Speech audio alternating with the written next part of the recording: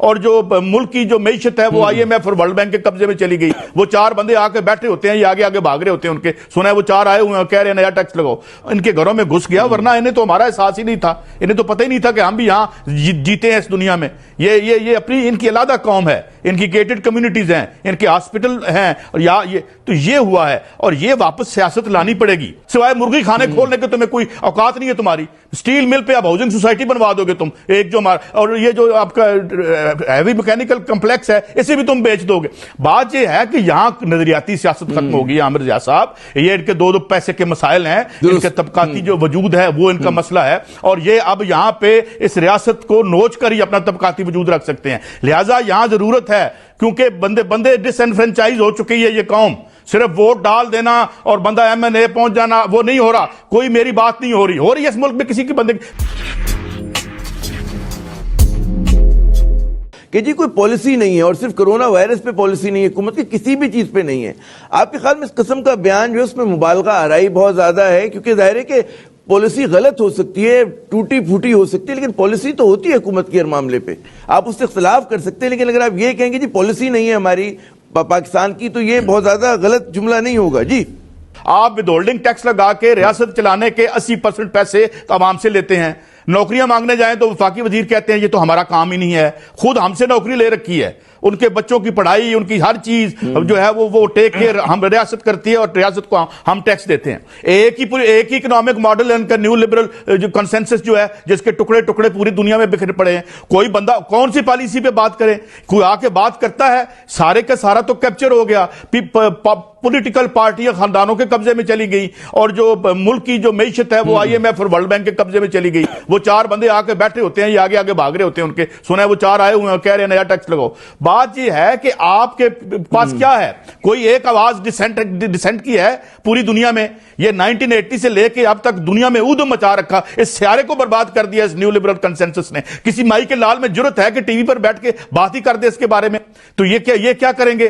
Policy इनके हाथ में नहीं है, और कौन सी ये प्राइवेटाइजेशन 2 नंबर काम सारे करते रहे, ये भी कर रहे हैं। 100 इंडस्ट्री प्राइवेटाइज की इसने अपना मुस्लिम लीग नून ने, 90% बंद हो गई, ऊपर हाउसिंग सोसाइटियां बन गई हैं। रोज हमसे झूठ बोलते हैं, हालांकि मेन यहां पर जो इंडस्ट्री लगी वो कब लगी? वो अयूब खान के दौर में लगी, भुट्टो के दौर में लगी, और ये सारे आ जाते वो भुट्टो ने बर्बाद कर दिया, और बर्बाद तो तुमने किया। सिवाय मुर्गी खाने खोलने के तुम्हें कोई औकात नहीं है तुम्हारी। स्टील मिल पे अब हाउसिंग सोसाइटी बनवा दोगे तुम, एक जो और ये जो आपका हैवी मैकेनिकल कॉम्प्लेक्स है इसे भी तुम बेच दोगे।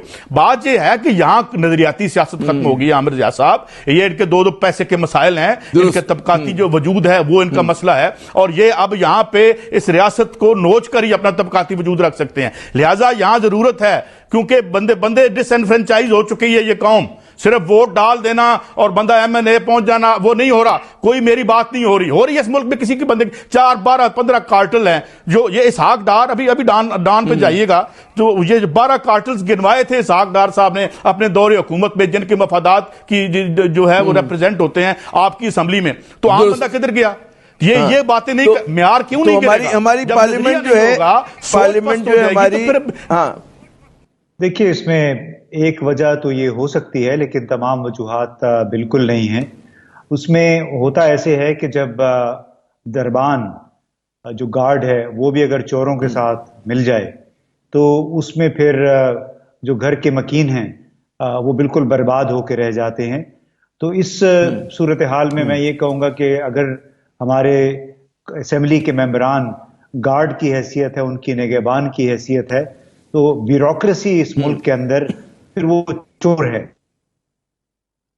कि बेशुमार ऐसी मिसालें हैं कि चूंकि ज्यादा पढ़े लिखे नहीं हैं हमारे अरकान पार्लियामेंट, जो पढ़े लिखे हैं वो फिर उस हिसाब से मेहनत नहीं करते, दस्तावेजात का मुतालिया नहीं करते, और अगर करते भी हैं तो फिर वो कुछ पार्टी क़यादत की शराइत में कुछ बंधे होते हैं, कुछ मजबूरियां होती हैं, उनकी पाँव में कुछ बेड़ियां होती हैं, जिसकी वजह से वो खुल के वो बात नहीं कर सकते जो उन्हें करनी चाहिए।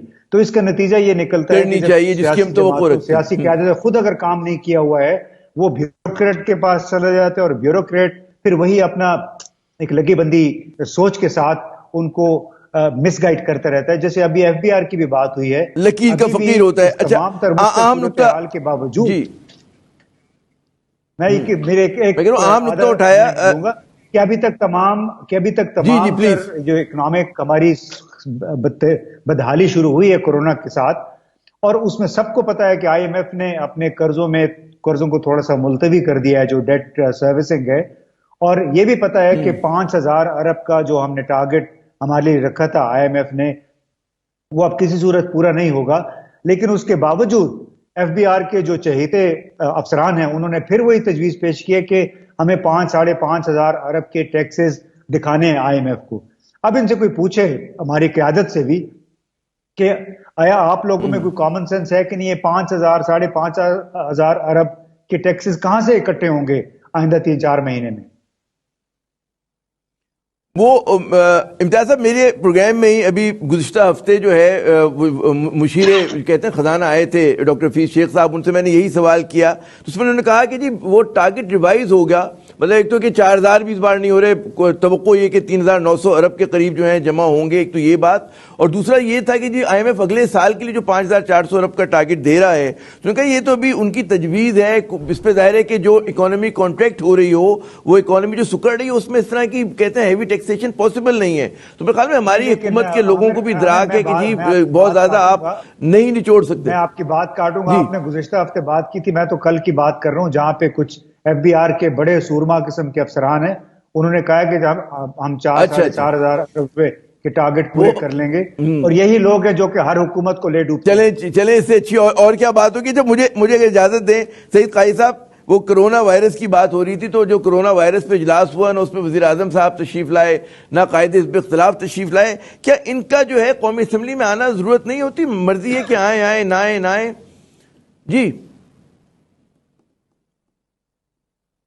देखिए, जिस तरह अभी ये सारी बात और गुफ्तगू हुई कि डिसीजन मेकिंग कहाँ हो रही होती है, आपने क्या अभी देखे एहसास प्रोग्राम के लिए 40 करोड़ रुपए जो है वो पीएम साहब ने कहा कि जी क्योंकि अब वो बढ़ गया है सिलसिला तो तनख्वाहों का, तो वो भी जो है वो रोक दिया गया। वजारत खजाना की तरफ से कहा गया कि नहीं जनाब, इसको तो पार्लियामेंट में लेके जाएं। तो असल ताकत किधर है? असेंबली, हम चाहते हैं असेंबली की ताकत वापस असेंबली के पास जाए, ये लोग जो है वो फैसले करें। अभी आपने बात की ये जो रेगुलेटरी रिजीम है, आप राना भगवान दास साहब की रिपोर्ट निकलवाएं, ये जो इफ्तिखार चौधरी साहब ने बनवाई थी ये ऑयल मार्केटिंग कंपनियों की, वो इंसान के हाथों के तोते उड़ जाते हैं। ये यहां कौन सी रेगुलेटरी रिजीम रह गई है? ये आईपीपीज किस रेगुलेटरी रिजीम जरा देखें, ये कहां पे है? ये मुआहदे मैं छोड़ यानी फाइनेंशियल टाइम्स में 2012 में आर्टिकल इस पे लगा कि ये कैसे बर्बाद किया हमने जब हेजल ओलेरी आया था यहां पे 90s में, ये जो हमने,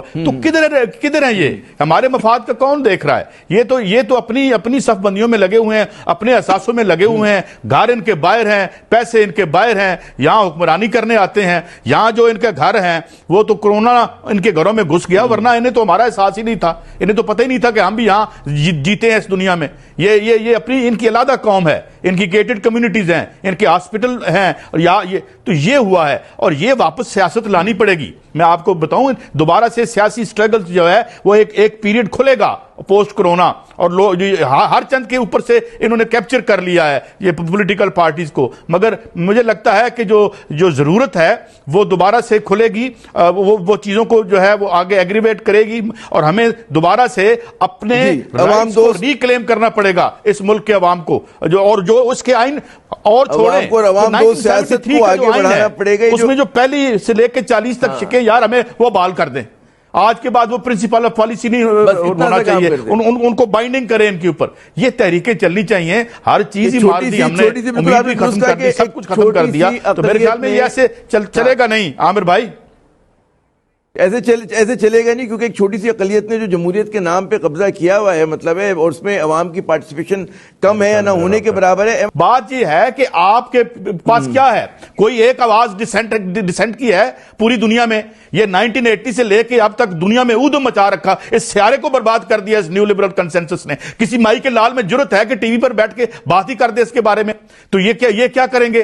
पॉलिसी इनके हाथ में नहीं है। और कौन सी ये प्राइवेटाइजेशन 2 नंबर काम काम सारे करते रहे, ये भी कर रहे हैं। 100 इंडस्ट्री प्राइवेटाइज की इसने अपना मुस्लिम लीग नून ने, 90% बंद हो गई, ऊपर हाउसिंग सोसाइटियां बन गई हैं। रोज हमसे झूठ बोलते हैं। हालांकि मेन यहां पर जो इंडस्ट्री लगी वो कब लगी? वो अयूब खान के दौर में लगी, भुट्टो के दौर में लगी, और वो ये सारे आ जाते, वो भुट्टो ने बर्बाद कर दिया, और बर्बाद तो तुमने किया।